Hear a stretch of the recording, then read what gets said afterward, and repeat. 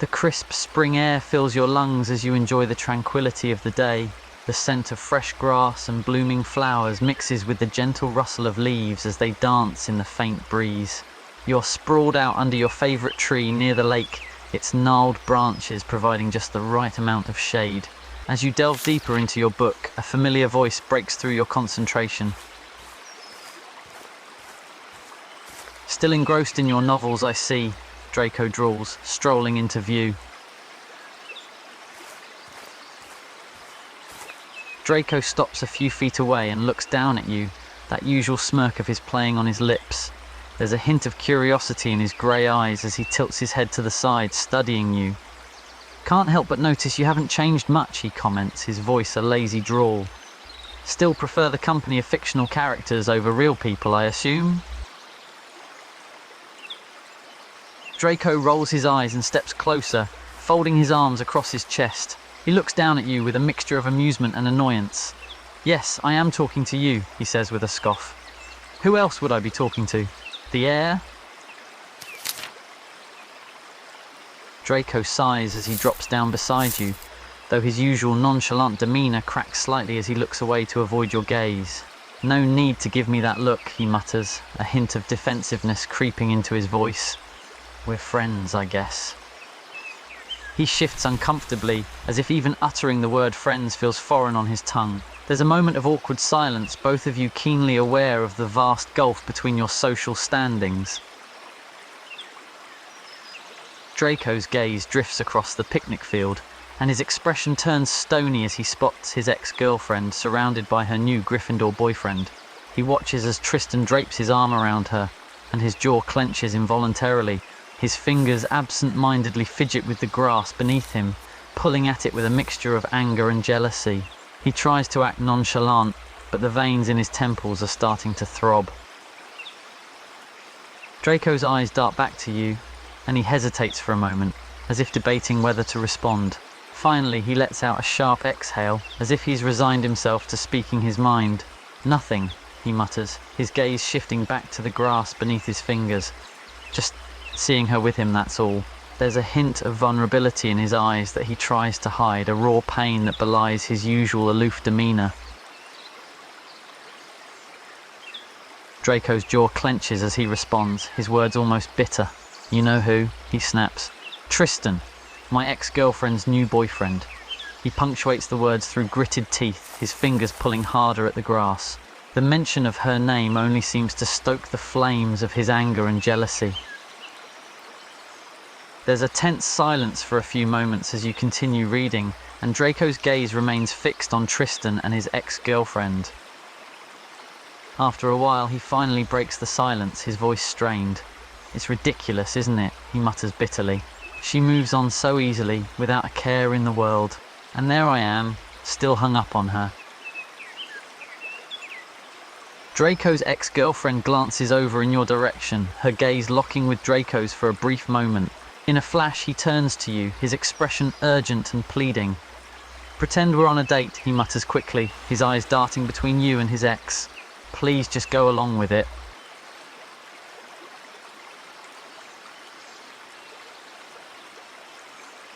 Draco's gaze locks onto yours, an unusual vulnerability in his eyes. He leans in slightly, his voice low and urgent. Just for a moment, he whispers back. Please, she's watching us, all right? Just act like we're, together. His words hang in the air, both of you keenly aware of the strange request and the even stranger circumstances. Just act like we're enjoying ourselves, he says, his voice a quiet plea. Chat, laugh, whatever people do on dates. He looks at you, hesitating for a moment before adding, just don't make it look forced, all right? She needs to believe it. Draco studies you for a moment, his eyes searching yours, as if he can't quite believe he's resorting to this. But with his ex still watching from a distance, he pushes onward. He clears his throat and attempts a smile, though it comes off stilted and forced. So, how's your day going? He asks awkwardly, obviously unaccustomed to making small talk. Draco's lips curl into a mock smirk at your comment, the usual arrogance returning to his demeanour. "Oh, I apologize for disturbing your peaceful day," he drawls sarcastically. "I suppose you find my company utterly insufferable then?"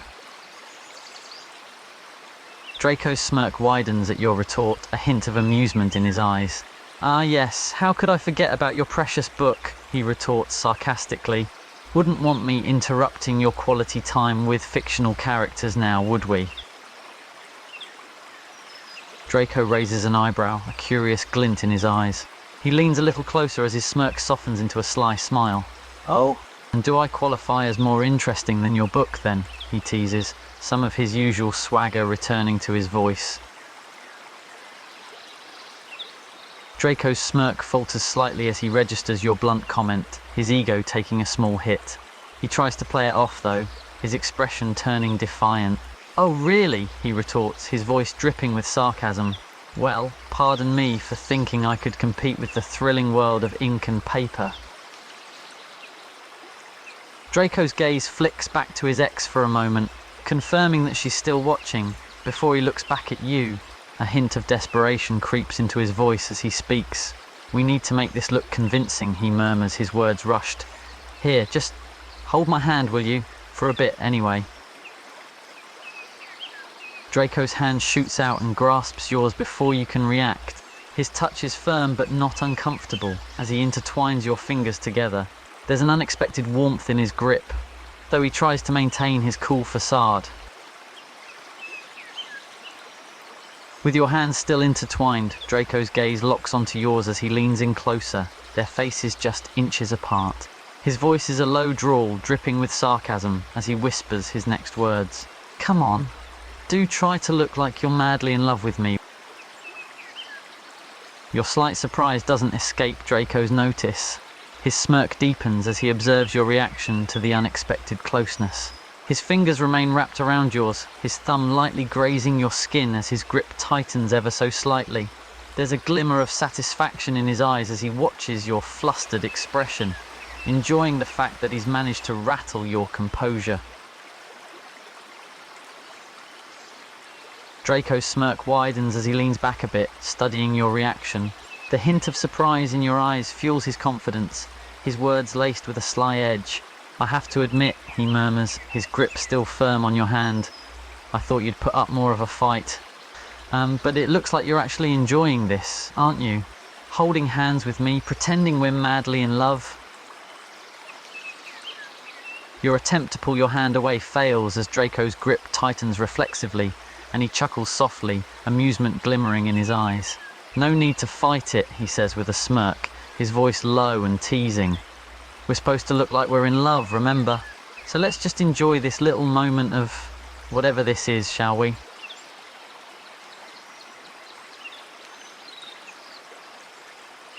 Draco's smirk fades as he senses your frustration, his grip on your hand loosening slightly. He looks at you, his expression becoming more serious. "It's not that easy," he mutters, his gaze flickering towards his ex and her new boyfriend. "She's moved on. She doesn't want anything to do with me anymore." Draco's gaze flickers down to our intertwined hands, his expression turning more somber. There's a hint of vulnerability in his eyes as he hesitates to respond. She said I was too self-centered, too entitled, too Slytherin," he mutters, his words quieter than before. "She couldn't stand my arrogant attitude, my constant need to be in control. She just couldn't see anything good in me."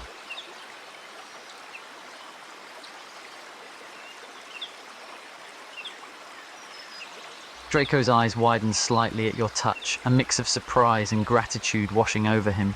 He looks down at your intertwined hands, his expression softening as he absorbs your words. He tries to maintain his cool exterior, but there's a hint of vulnerability in his voice as he responds. It's fine," he says quietly, a bit of defensiveness creeping into his tone. "I don't need her anyway. I don't need anyone, really."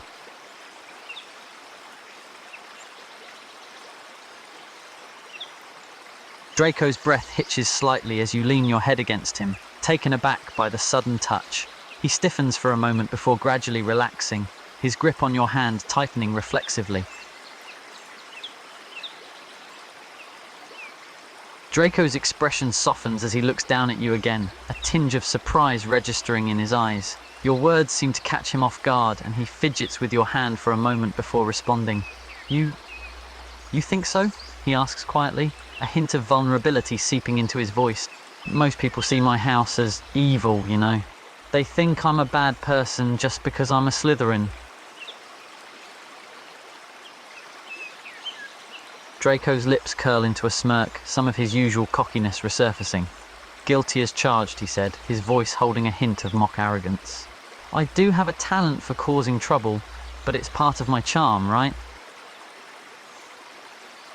Draco's smirk widens, his eyes gleaming with playful defiance. I prefer the term mischievous, he retorts, his tone dripping with mock arrogance. And I take that as a compliment, by the way.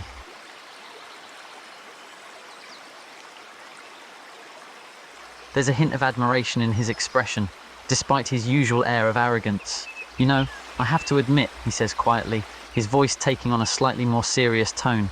You have a way of making me feel a bit less Slytherin, I guess. And I don't know what to make of that. Draco's smirk gives way to a small, reluctant smile at your quip. He rolls his eyes dramatically, but there's an amused glimmer in them. Don't you dare, he mutters, shaking his head with mock annoyance. The last thing I need is to go soft and cuddly like a Hufflepuff. Draco's smirk returns as he looks at your pouting expression, a hint of mischief in his eyes. Oh, I don't doubt that you're soft and cuddly, he teases, his tone dripping with sarcasm. You're a Hufflepuff after all. But me, I'm a Slytherin. We're supposed to be cunning, resourceful, not cuddleable.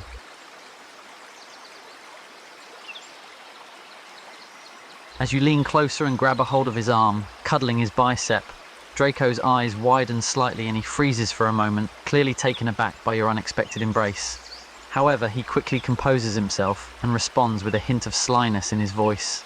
Oh, you're hugging me, he murmurs, a smirk playing on his lips.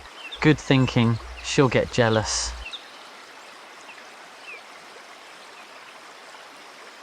Draco glances over his shoulder, noticing that his ex is in fact not paying attention to them at the moment. His smirk fades slightly, replaced by a hint of disappointment. Oh right, he mutters, his eyes flickering back to you. I guess she doesn't care as much as I thought. Draco's expression hardens at your question, the playful mood gone in an instant. He exhales heavily and runs a hand through his hair, his gaze shifting to the side. It's complicated, he mutters, his voice tinged with bitterness. We come from completely different backgrounds for starters. She's a Muggle-born and well, let's just say my family has some certain beliefs about bloodlines and purity. Draco looks over at you, a curious glint in his eyes as he takes in your words. He cocks his head to the side and studies you for a moment before nodding. You are, he asks, his tone a bit more interested now. A pure-blood Hufflepuff, that's unexpected. I suppose you're right, he says, his tone taking on a teasing edge. But it's not every day you meet a pure-blood Hufflepuff. Most of them tend to be in Ravenclaw or Slytherin. Draco raises an eyebrow at your words, clearly intrigued. Really? You know other pure-blood Hufflepuffs? He asks, his expression incredulous. Now that's a rare sight indeed. Draco's smirk widens, enjoying the banter. And you don't think highly enough of yourself, he retorts, his tone lightly mocking. But I suppose that's common for a Hufflepuff. Always modest and humble, aren't you? Draco feigns offence, his hand reaching up to his chest in mock shock. Mr. Cunning and Cruel? Such harsh words from a sweet little Hufflepuff, he teases, his smirk never faltering. Draco's smirk falters slightly as you pull away, a hint of disappointment crossing his face. But he quickly masks it with a nonchalant shrug. Leaving me already? He says, his voice laced with feigned indifference. And here I thought we were having a moment. Draco's gaze flicks around, noticing for the first time that indeed several people nearby are stealing glances in their direction. His expression betrays a hint of annoyance, and he leans in closer to you, his voice low. I didn't realize we had an audience, he mutters, his eyes narrowing slightly. How delightful. Draco glances over at you, his expression turning amused. Ah, I see, he says, his tone tinged with mockery. Miss Perfect Hufflepuff doesn't want any rumours about her dating the big bad Slytherin. Draco chuckles, a sly smile playing on his lips. Oh, absolutely atrocious, he agrees, his tone dripping with sarcasm. The thought of you, a prim and proper Hufflepuff, being associated with me, a cunning and sly Slytherin? It's nothing short of a nightmare. Draco watches you for a moment, a hint of curiosity in his eyes as he observes you engrossed in your book. He leans back on his arms, his gaze still fixed on you. You really do love your books, don't you? He asks, his voice taking on a more serious tone. I can never understand how someone can be so captivated by ink and paper. Draco shakes his head, a smirk playing on his lips. Books are boring, he drawls, his tone dismissive. Why read a bunch of words on a page when you can, I don't know, have actual experiences? Draco snorts, a hint of amusement in his eyes. Live many different lives at once, he repeats, his voice dripping with sarcasm. Is that what you call it? Sounds more like an escape from reality to me. Draco's smirk falters for a moment, his gaze studying your expression as he hears the hint of honesty in your words. He fidgets a bit, clearly caught off guard by your sincerity. An escape? He repeats, his voice softer now. Are you not happy with your reality? Draco rolls his eyes, his smirk resurfacing. Romance novels, he scoffs, his dripping with mockery. Really? You find those overly sappy, predictable stories magical? I don't know whether to feel sorry for you or pity you. Draco's smirk fades, replaced by a hint of confusion in his expression. He cocks his head to the side, studying you intently. No, wait a minute, he says, his tone slightly hesitant. You're seriously into those romance novels? Doesn't all that cheesy stuff get tiring after a while? Draco stares at you for a moment, utterly bemused by your response. He shakes his head slightly, as if trying to wrap his mind around the idea of someone actually enjoying romance novels. I genuinely don't understand, he mutters, his tone betraying his confusion. How can you find joy in reading about characters falling in love with each other? It's so sappy and cliché.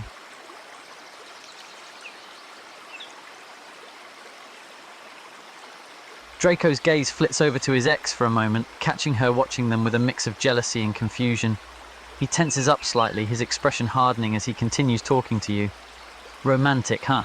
He mutters, his tone tinged with a hint of bitterness. I suppose everyone's definition of romantic is different. For me, it's mostly just pathetic. Draco shifts closer to you, his arm wrapping around your shoulder as he notices his ex about to leave. He pulls you a bit closer, a hint of smug satisfaction in his eyes. You know what? He murmurs, his tone softer now. Maybe you're right. Maybe these romance novels aren't entirely ridiculous. Draco chuckles softly as you shift slightly in his embrace. He adjusts his hold on you, pulling you a bit closer. Don't be so nervous, he whispers, his tone low and teasing. It's just pretend, remember? Draco leans closer to you, inhaling the scent of your perfume.